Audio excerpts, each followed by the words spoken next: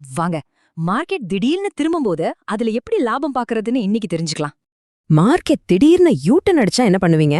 இது நிறைய ட்ரேடர்ஸ் சந்திக்கிற ஒரு பிரச்சனை தான். ஒரு மார்க்கெட் ரிவர்சல்ல ரெண்டு வழிகள் இருக்கு. ஒரு ட்ரேடர் லாஸ்ல ஹோல்டு பண்ணுவாரு, ஆனா இன்னொருத்தர் ஒரு ஸ்மார்ட் ட்ரேடர் அந்த திருப்பத்தையே தனக்கு சாதகமா மாத்தி லாபம் பாப்பாரு. இந்த ஸ்மார்ட் மூவ்க்கு பின்னாடி இருக்கிற ரகசியம் தான் ரிவர்சல் கேட்ச் ஸ்ட்ராட்டஜி. இது ரொம்ப சிம்பிள். ஒரு பந்து சுவத்துல பட்டு எப்படி வேகமா திரும்புதோ அதே மாதிரி தான். நிஃப்டி எக்ஸ்பைரி இருக்கிறதால இன்னைக்கு மார்க்கெட் ரொம்ப வேகமா இருக்கும்னு எதிர்பார்க்கலாம். சரி, இந்த ஸ்ட்ராட்டஜியை எப்படி பயன்படுத்துறது? வாங்க, இந்த 4 ஸ்டெப்ஸை பார்க்கலாம்.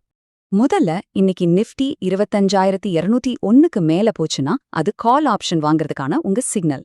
நீங்க கவனிக்க வேண்டிய ஆப்ஷன்ஸ் 25,200 கால் ஆப்ஷன் அல்லது 25,300 கால் ஆப்ஷன். ஆனா இங்க தான் நீங்க கவனமா இருக்கணும். மார்க்கெட் ஒரே அடியா மேல போகாம போகலாம்.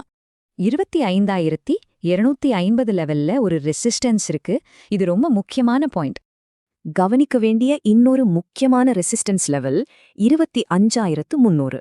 மார்க்கெட் இந்த லெவல்ஸ்ல பட்டு திரும்ப ஆரம்பிச்சா நீங்களும் அதோட சேர்ந்து திரும்பணும்.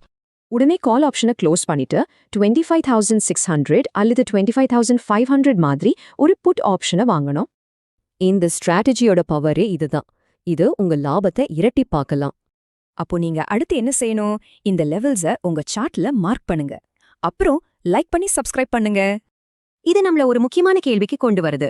அடுத்த முறை மார்க்கெட் திரும்பும்போது நீங்க தயாராயிருப்பீங்க.